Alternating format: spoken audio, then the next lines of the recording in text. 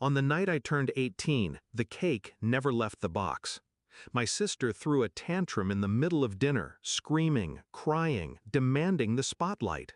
My parents gave it to her without hesitation. It was supposed to be my night.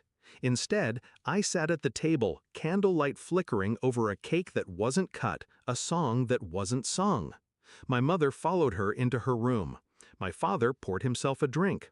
I stayed seated, silent, staring at the untouched candles until the wax dripped down to nothing.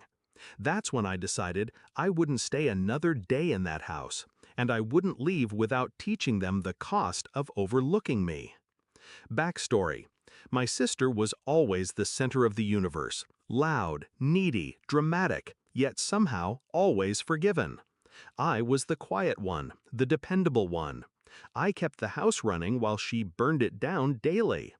I thought turning 18 would change something, that maybe, for once, I would be seen. But the truth was obvious. My parents didn't want balance. They wanted chaos dressed as love. And I was nothing but a shadow in their perfect family portrait. I didn't argue that night. I didn't throw plates, didn't cry. I let them believe I was swallowing it down like always. But upstairs, I packed. Methodical, cold, every essential folded into bags. Documents, savings, the small things I had bought with my own money, gone before they noticed. Then I reached for the details they never paid attention to. The utilities were in my name: electric, internet, phone. Easier that way, they said, since I was so responsible. The emergency contacts for my sister's school and activities were also mine, because I always pick up the phone. They had built their fragile world on my shoulders. They just didn't realize it until I stepped away. At midnight, I logged in. Click.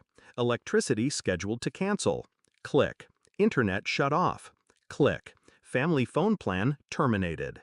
Then I drafted the emails. School administration, activity coordinators, doctors.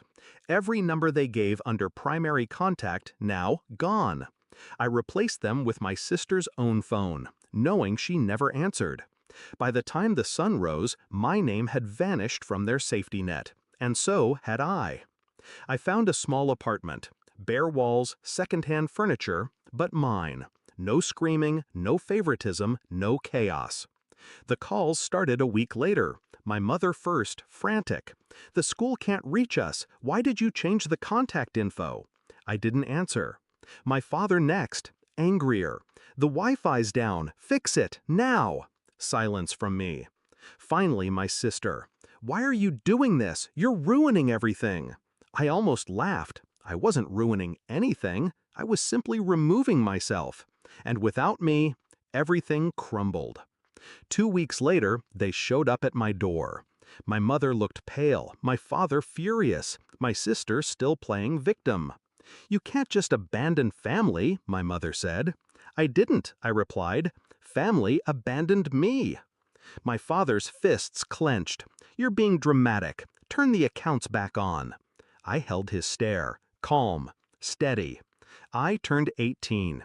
You made it clear that means I'm on my own. So now you're on your own too." My sister's eyes filled with tears, not from guilt, but from the terror of losing her comfort. For the first time, she wasn't the star. She was stranded. They realized then that the quiet one they'd ignored was the one holding the strings all along. Word spread fast, school calling every day, activities dropped, utilities unpaid, their neighbors whispering about the perfect family who suddenly couldn't manage their own house. Meanwhile, I thrived. I worked. I studied. I built a life on solid ground.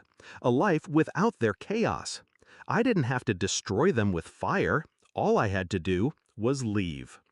My 18th birthday ended without candles, without applause. But it gave me something sharper than celebration. It gave me clarity. They thought silence meant weakness, that because I didn't scream, I didn't matter. But silence is a weapon when you know when to use it. I walked out the door, and with me went their stability, their control, their illusion of perfection. Now, when I picture that untouched cake, I don't feel bitterness. I feel power, because the night they erased me was the night I learned how easy it is to erase them. And I did.